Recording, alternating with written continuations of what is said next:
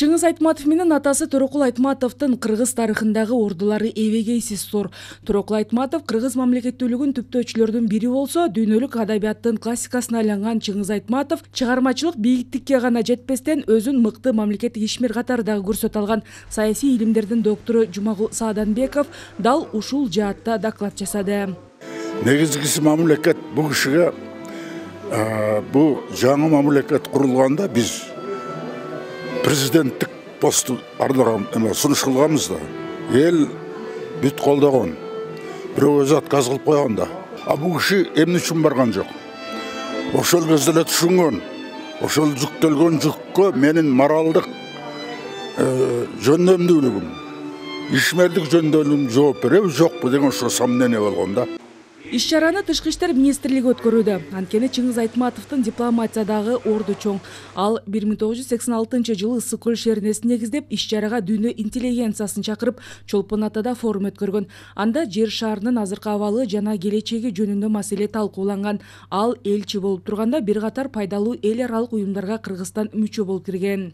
СССР убагында Люксембургго элчи болуп иштеди, Люксембург мамлекетинде. Андан кийин биздин Кыргызстандын элчилигинде Бельгияда, Брюссельде иштеди. Ошондо кыргыз эли үчүн мындай биринчи кадамдар, эл аралык кадамдар ошо Чыңгыз Төрөкул ошо башында турган деп эсептейм да. Ошол кезде биз билгендей мына ВТОго өттүк.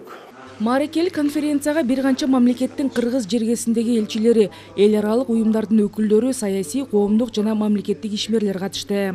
Бардыгы бир мүмкүнчүлүк түзүш керек.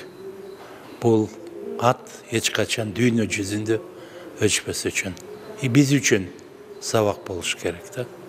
Анткени Айтматовдун философиясы